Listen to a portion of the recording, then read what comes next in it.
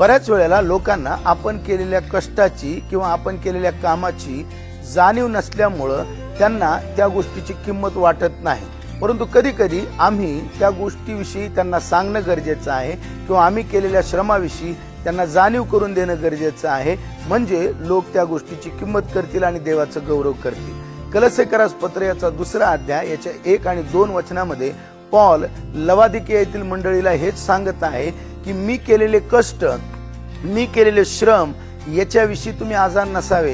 त्यांना त्याची जाणीव तो करून देत आहे, यासाठी की त्याद्वारे त्यांनी जिवंत देवाचं गौरव करावं आणि आपल्या जीवनामध्ये उत्तेजन प्राप्त करून घ्यावं.